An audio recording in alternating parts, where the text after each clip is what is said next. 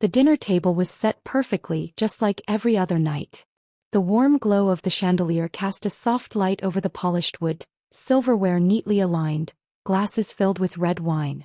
The scent of rosemary and garlic lingered in the air, wrapping the room in something familiar, something safe. My husband sat across from me, cutting into his steak with the same careful precision he approached everything in life. Methodical, calculated, focused.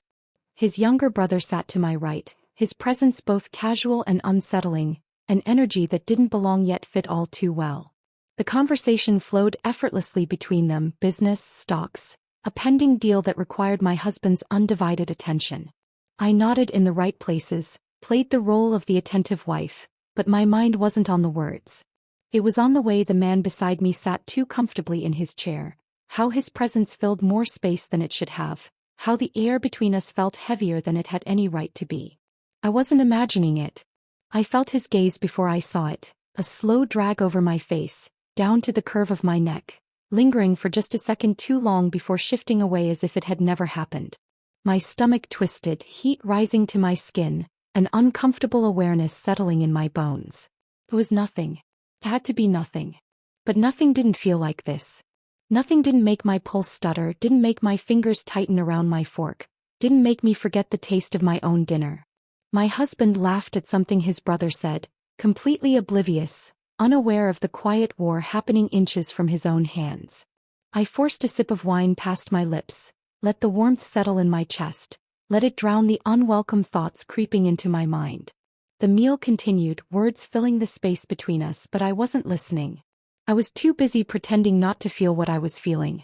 When the plates were cleared and the evening wound down, my husband stood, pressing a light kiss to my temple before muttering something about emails and contracts. I nodded as I always did, watching him disappear down the hall, leaving me alone in the quiet hum of the dining room. But I wasn't alone. The moment the door to his study shut, the shift was immediate.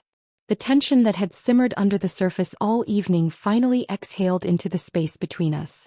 I moved toward the kitchen, but before I could take another step, a voice stopped me. "You look different tonight." I turned, stomach tightening at the casual tone. His eyes flickered with something unreadable, something both curious and certain. Different how? My own voice betrayed me, too careful, too aware.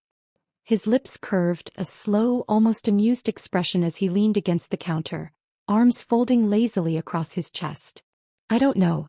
Maybe it's the way you're avoiding looking at me." I stiffened. It was a game, one I had no interest in playing, yet somehow I was already a part of it. "I'm not avoiding anything." His gaze didn't waver. "No." I swallowed hard, gripping the edge of the counter like it could anchor me. The air between us felt charged, humming with something I didn't want to name. It was ridiculous, inappropriate, but also undeniable. Then he smiled, and it was the kind of smile that made it clear he knew exactly what he was doing. "Relax," he murmured, voice low, smooth, laced with something dangerous. "I'm just saying, you should wear that color more often. Suits you."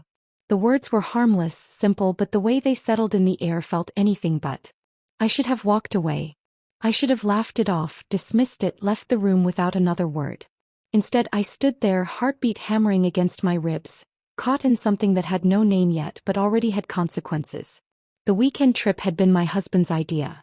An escape from the city, a chance to breathe, to relax, to pretend that everything was exactly as it should be.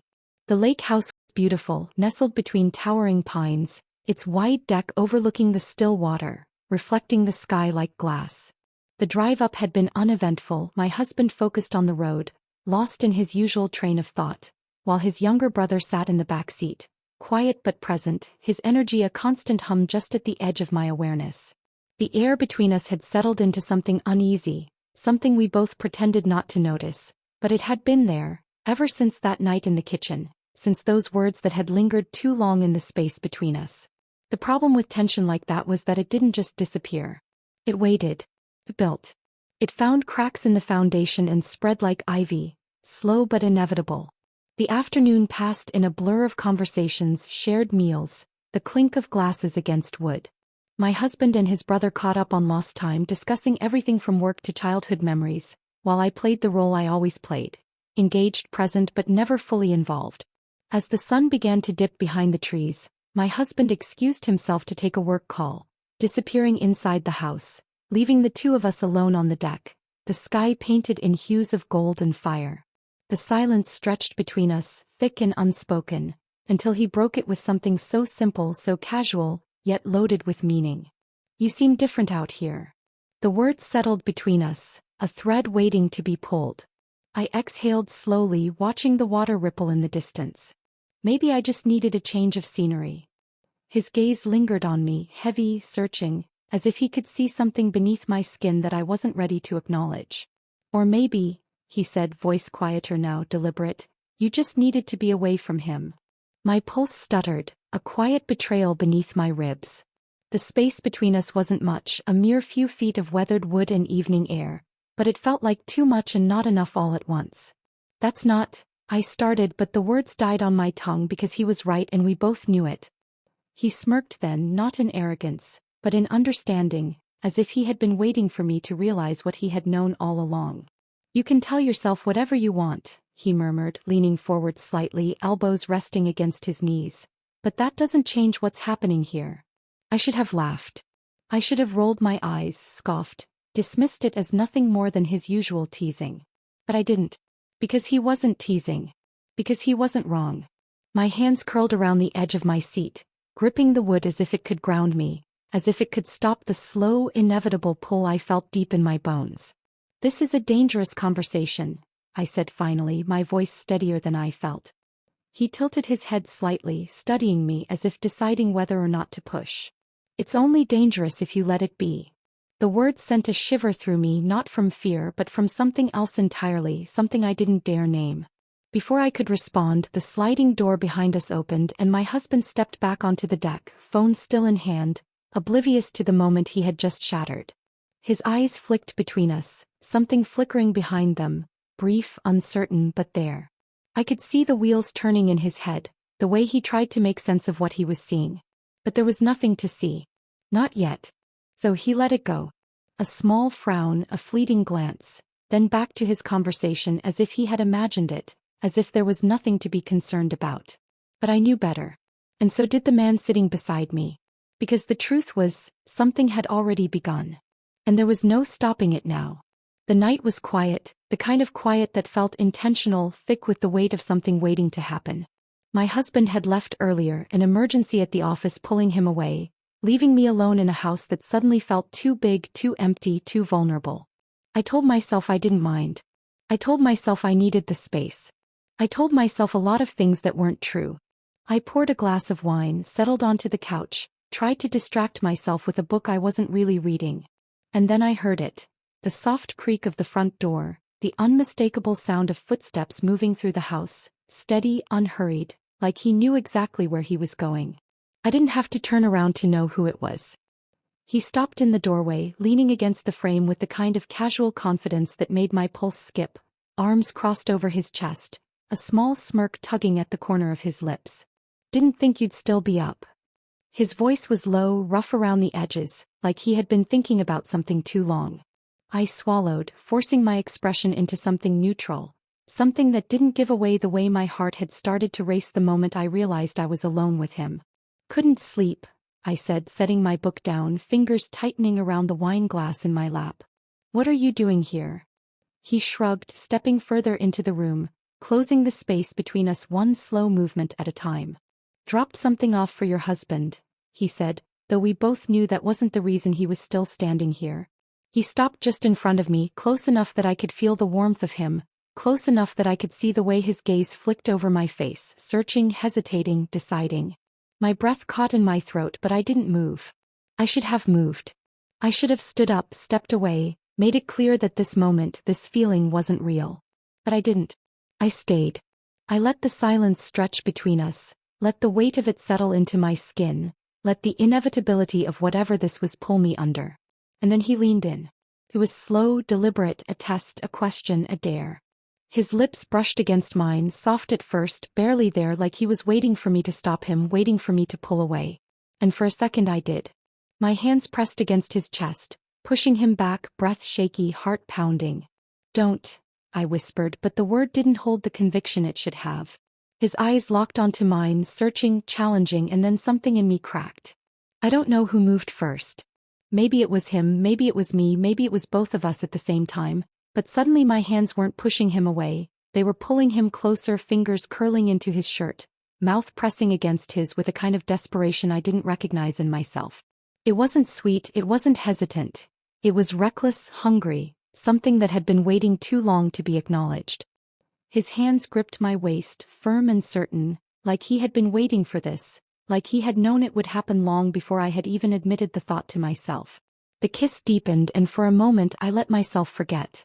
Forget where we were, forget who we were, forget the weight of consequences that would come crashing down the second we stopped. But reality had a way of creeping in, of twisting its fingers around the moment and pulling it apart thread by thread. I pulled back first, breath unsteady, pulse hammering against my ribs, a cold rush of realization sinking into my bones. "This is a mistake," I said, voice barely above a whisper. His gaze didn't waver, didn't flinch, didn't break. "Then why didn't you stop?" I had no answer. Because there wasn't one. Because the truth was I didn't want to stop. And that terrified me more than anything else. I told myself it didn't mean anything. I told myself it was a mistake, a lapse in judgment, a moment of weakness that could be buried, ignored, forgotten. But forgetting something didn't make it disappear. It just made it fester, made it sit beneath the surface, waiting for the right moment to remind me that it was still there. I avoided him. It was the only thing I could do. If I didn't look at him, if I didn't acknowledge him, if I pretended it never happened, then maybe it never did. But he didn't make it easy. He never did. At breakfast, he sat across from me, stirring his coffee like nothing had changed, like his lips hadn't been on mine, like I hadn't felt his hands gripping my waist, like I hadn't pulled him closer instead of pushing him away. His voice was light, casual, slipping into conversations effortlessly, laughing at something my husband said, perfectly composed, perfectly indifferent. And it made me furious. It made my skin prickle with frustration, made my stomach twist with something I refused to name. Because while I was unraveling, he was untouched, unfazed, like the kiss had been nothing more than an afterthought. Like I was nothing more than an afterthought. My husband noticed. Not enough to confront me, not enough to say anything, but enough for the weight of his gaze to settle on me more often, for his eyes to linger when I wasn't looking, for his hand to tighten on my shoulder a fraction longer than usual. He wasn't the kind of man who jumped to conclusions, who let paranoia cloud his logic, but he was perceptive. He knew something was off, even if he didn't know what. And that should have been enough to scare me back into reality, enough to make me step away from the edge before I fell too far. But fear wasn't enough. It never was. The worst part was the waiting, the quiet in-between moments where nothing happened, but everything felt like it was about to. Every time I walked into a room, I braced myself for his presence, for the weight of his attention, for the unbearable certainty that he would find a way to remind me of what I was trying to forget. And he did. He always did. It happened in the hallway late in the evening, the house dim and silent except for the distant hum of the television where my husband sat in the living room, distracted, unaware. I had barely turned the corner when I nearly ran into him, my breath catching before I could stop it. He didn't move. He didn't step back. He just looked at me the same way he had that night, the same way that made my pulse quicken against my will. I opened my mouth to say something, anything, but before I could, he leaned in, close enough that his breath brushed against my ear, close enough that my body betrayed me before my mind could stop it. "You still think it was a mistake?" The words were barely a whisper, but they hit like a slow, unraveling thread, pulling at something I had tried so hard to keep together. I should have said yes. I should have walked away. But I didn't move. I didn't speak. And that silence was the loudest answer of all. I had to put an end to it. I had to stop whatever was happening before it unraveled into something I couldn't control, something that would leave nothing but wreckage in its wake. I told myself it wasn't too late, that I could still fix this, that I could push it down, lock it away, pretend it had never started in the first place. The only way to do that was to remind myself of what was real, of who I belonged to, of the life I had built and the man who had been by my side through everything. I needed to remind myself of my husband. The opportunity came that evening when the house was quiet, when the weight of the past few days sat heavy on my chest, when the only thing left to do was fight against the pull that had been threatening to consume me. He was in the bedroom, sitting at the edge of the bed, lost in thought, his shoulders tense with something he wasn't saying. He had been distant lately, not in an obvious way, not in a way that could be called neglect, but in the subtle shifts, the small pauses in conversation, the glances that lasted too long but never quite turned into questions. He knew something was wrong. He didn't know what. I moved toward him, my steps careful, deliberate, my heart pounding harder than it should have been. He looked up as I approached, his eyes searching mine, waiting for something, though I wasn't sure what. I didn't give myself time to hesitate. I slid my hands over his shoulders, down to his chest, feeling the steady rise and fall beneath my fingertips, grounding myself in the familiarity of him. He exhaled, tilting his head slightly, surprised but not unwilling. I leaned in, closing the space between us, pressing my lips to his in a slow, purposeful kiss. It should have felt like coming home. It should have felt safe, warm, right? But it didn't. His hands came up to my waist, fingers curling against the fabric of my shirt, responding in a way that was instinctual, automatic, but there was no fire, no urgency, no sharp intake of breath or shiver down my spine. It was comfortable, familiar, expected. But that was the problem. It felt like muscle memory. Like something I was supposed to do, rather than something I couldn't stop myself from doing. And the worst part was that I could still feel him, the one I was trying to forget. It was in the way my skin still burned where he had stood too close, in the way my mind betrayed me with the memory of a different touch, a different heat, a different kiss. I pulled back before I could stop myself, my heart hammering, guilt curling in my stomach like something rotten.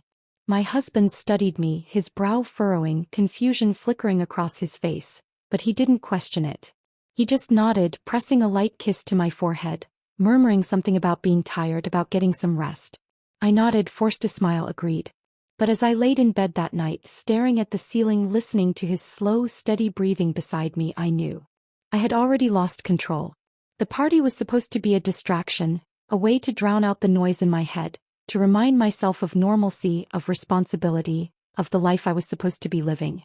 The house was full of people, laughter spilling from room to room, glasses clinking, conversations layering over one another. A symphony of everything that should have made me feel grounded. My husband was in the center of it all, engaged in conversation, shaking hands, nodding at stories he had probably already heard 100 times before. I stayed close, smiling in the right moments, laughing when expected, sipping champagne to keep my hands from fidgeting. But then I felt it, the unmistakable awareness that had haunted me for weeks now, the quiet pull from across the room, the weight of his gaze pressing against my skin before I even looked up. And when I did, he was already watching me. I should have turned away. I should have ignored it. Instead, I held it for a second too long, let the silence between us stretch, let the thoughts sink in before I forced myself to look back at my husband, to focus on the familiar warmth of his hand at the small of my back. But the damage was already done. I don't remember how it happened. One moment I was surrounded by people and the next I wasn't. One moment I was standing beside my husband and the next I was somewhere else entirely, in a dimly lit hallway, the music muffled behind thick walls, my breathing uneven, my pulse pounding in my ears. And then he was there. Too close. Too certain. Blocking out everything else. "This is a bad idea," I whispered, but the words held no weight, no real conviction, because we both knew they didn't matter. He took a step closer, close enough that the scent of him wrapped around me, that I could feel the heat radiating off his skin, that every logical thought in my mind started to unravel. "That's never stopped you before." His voice was low, rough, something dangerous hidden beneath it, something that sent a shiver down my spine. My back hit the wall before I realized I was even moving, his hands on either side of me, caging me in but not touching, not yet, waiting, watching, daring me to make the decision I had been running from. I should have walked away. I should have pushed him back. I should have done 1,000 things, but instead, I let the moment stretch, let the tension coil tighter, let myself drown in the inevitability of it. His fingers brushed against my wrist, barely there, just enough to set my skin on fire, just enough to steal the air from my lungs. My hands curled into fists, nails digging into my palms, a silent war raging in my head, but it was already over. And then, just as he leaned in, just as my resolve crumbled, a voice cut through the moment like a blade. "Hey, are you guys in here?" I froze, my heart slamming against my ribs, adrenaline surging as we pulled apart in an instant, as if the distance between us could erase what had almost happened. The footsteps came closer, a shadow stretching against the dim light, and I recognized the voice. one of my husband's friends searching, unaware of what he had just interrupted. He stepped into view, brows furrowed, eyes flicking between us, sensing something was off but not knowing what. "Everything okay?" My throat was dry, my voice barely working when I forced a smile. "Yeah. Just looking for a quiet moment." His gaze lingered, skeptical, but he let it go, nodding as he turned back toward the party, leaving the air between us heavy, thick with something unspoken. We weren't careful anymore. And someone had started to notice. The shift was subtle at first, almost imperceptible, the kind of thing that could be brushed off as nothing, as paranoia, as coincidence. My husband wasn't the type to accuse without evidence, wasn't the type to jump to conclusions, but he was observant, and he had started watching me in a way that felt different, like he was waiting for something, like he was piecing together a puzzle I didn't even realize I had left scattered across our life. He hadn't said anything yet, hadn't asked the questions I knew were forming in his mind, but I felt it in the way his eyes lingered a second too long when I walked into a room, in the way his hand hesitated before resting on my lower back, in the way his voice lost its warmth when he spoke my name. I tried to act normal, tried to go through the motions, tried to convince myself that nothing had changed, but everything had. He started checking my phone, not outright, not in a way I could call him out on, but I noticed the way he glanced at the screen when it lit up, the way he picked it up under the guise of moving it, the way his grip tightened when he scrolled through his own messages as if searching for something to confirm what he already suspected. My calls with friends were shorter now, my responses measured, my pulse quickening every time I felt his presence nearby. It was only a matter of time before he found something, before the silence between us turned into words, before the questions became accusations, before the distance became permanent. I should have ended it. I should have walked away before it was too late, before I burned everything to the ground, but I was too deep in it now, too far gone to pull myself back, too consumed by something I couldn't name, something that had already taken root and refused to let go. I told myself to be careful, to keep my distance, to avoid any more mistakes, but the problem was he didn't. He never did. The worst mistake I made was thinking I could hide it from everyone. The comment came at a dinner party, surrounded by people, laughter filling the space, glasses clinking, conversations overlapping. It had been an innocent moment, a glance that lasted too long, a look that should have been unnoticed, but it wasn't. A friend, someone who had known us for years, someone who had no idea the weight of his own words, smirked as he lifted his drink and said, "If I didn't know any better, I'd say you two have a little secret." The air went still. It was a joke, a harmless observation, something meant to be brushed off, laughed at, forgotten. But I saw the way my husband's expression changed, the flicker of something sharp in his eyes before he masked it, the way his grip tightened around the stem of his glass, the way his jaw tensed as if he was holding back something he wasn't ready to say. I forced a laugh, light, dismissive, shaking my head as if it was ridiculous, as if my pulse wasn't hammering against my ribs, as if the floor wasn't threatening to disappear beneath my feet. But I knew in that moment that it was too late. The suspicion had already taken root. And now it was only a matter of time. The air was thick, humming with something unspoken, something inevitable, something that had been building for too long. The house was quiet except for the distant sound of rain against the windows, the kind of silence that amplified every breath, every shift, every small movement. I told myself this wouldn't happen again. I told myself I would be careful, that I wouldn't let it go too far, that I would stop before I lost everything. But the truth was, I had already lost control, and deep down I knew there was no stopping this. I hadn't meant to be alone with him. It just happened. A moment between conversations, between spaces, between choices I should have made but didn't. We had drifted into the dimly lit hallway, just out of sight but not far enough to be safe, standing too close, words hanging in the air, heavy, unsaid. His eyes searched mine, waiting, watching, knowing. I should have walked away. I should have left before it was too late. But instead I stayed. And then it happened. It wasn't desperate, wasn't frantic, wasn't something fueled by reckless passion. It was quiet, slow, careful. A simple tilt forward, a gentle press of lips, a pause that held more weight than anything we could have said. His hand barely touched my waist, his breath warm against my skin, his presence consuming me in a way that felt impossible to escape. It wasn't about hunger. It wasn't about impulse. It was about the way I had already chosen him long before this moment, long before I realized I had. And then the world shattered. The sound was soft, but it might as well have been an explosion. The quiet creak of a floorboard, the shift of a presence just beyond us, the kind of sound that sent ice rushing through my veins before I even turned. I pulled back, my heart slamming against my ribs, my pulse roaring in my ears as I turned to find him standing there. My husband. He didn't speak. He didn't move. He just stood there, his expression unreadable, his hands curled into fists at his sides, his breath slow, controlled, like he was holding something back, like he was waiting for this moment to make sense. But there was nothing to explain. Nothing to soften.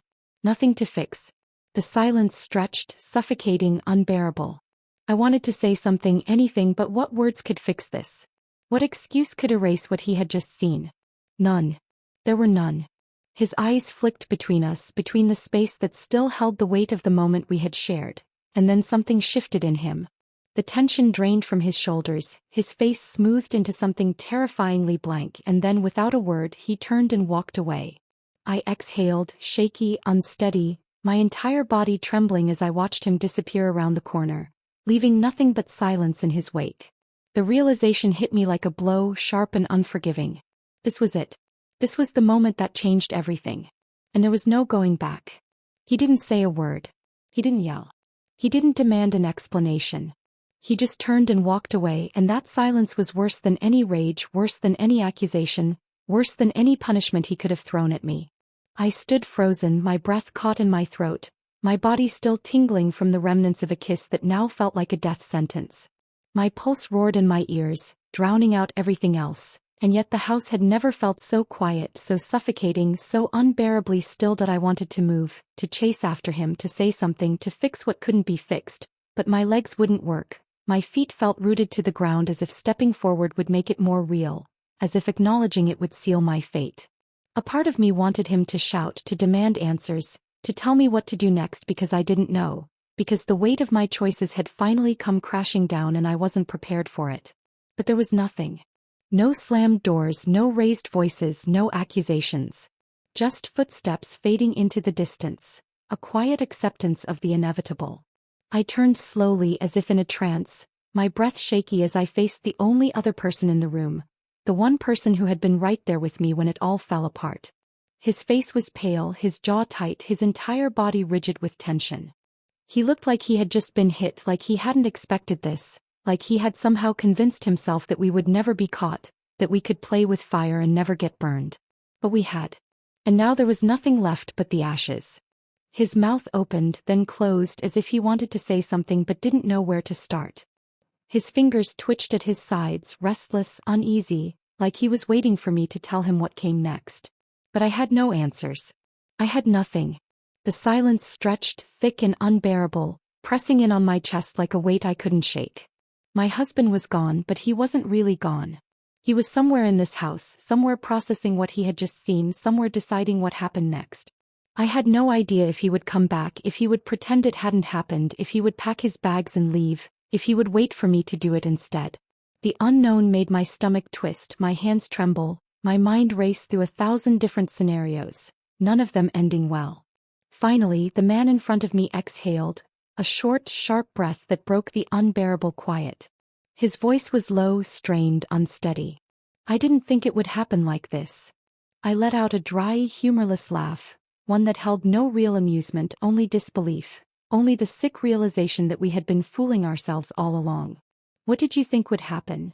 My voice sounded foreign, hollow, distant. That we could keep this going forever? That no one would notice? His eyes darkened, something flickering behind them, something raw, something close to regret but not quite. I don't know, he admitted, running a hand through his hair, his fingers shaking just enough for me to notice. I thought we had more time. But we didn't. Time had run out the moment my husband had stepped into that hallway, the moment he had seen what he was never supposed to see, the moment I had lost everything in the span of a single breath. And now there was only the waiting. Waiting to see what he would do next. He didn't leave that night. He didn't pack his bags or slam the door or demand answers I couldn't give. He just disappeared into the guest room, shutting himself off behind a door that felt heavier than any lock. The house was suffocating in its silence, every minute dragging into the next, every shadow stretching longer than it should. I didn't sleep. I didn't move. I just sat there waiting, knowing the inevitable was coming, knowing that when morning came, everything would be different. And it was. He walked into the kitchen at dawn, his face unreadable, his movements measured, his presence careful, like a man who had already made up his mind. He poured himself a cup of coffee, took a sip, set it down, and then looked at me with eyes that didn't hold anger or pain or even disappointment. Just certainty, just finality, just the end. We need to talk. I gripped the edge of the counter, bracing for impact, but his voice was steady, almost quiet, almost too calm. He didn't ask why. He didn't demand to know how long it had been going on, didn't ask for details he already understood. He just sighed, slow and resigned, like he had spent the entire night sifting through the pieces of us, realizing they no longer fit together. I want a divorce. I had expected it, had prepared myself for it, had known it was coming the second his eyes met mine in that hallway, but hearing the words out loud still knocked the air from my lungs. My fingers tightened around the counter, but I didn't argue, didn't plead, didn't ask him to reconsider. What was there to say? What could I possibly ask of a man I had already broken? He didn't lash out, didn't try to hurt me the way I had hurt him, didn't make threats or empty promises of revenge. That almost made it worse. He just stood there waiting for me to accept what I had already lost, what I had already thrown away for something that had never been real, something that had never been meant to last. I'll have my lawyer reach out, he said simply, as if discussing a business arrangement, as if dissolving a marriage was nothing more than signing a contract. I'll stay somewhere else for now. You can have the house. Felt too easy, too clean, too cold. But maybe that was the punishment, to be left standing in the ruins alone. He walked away without looking back, without one final glance, without hesitation.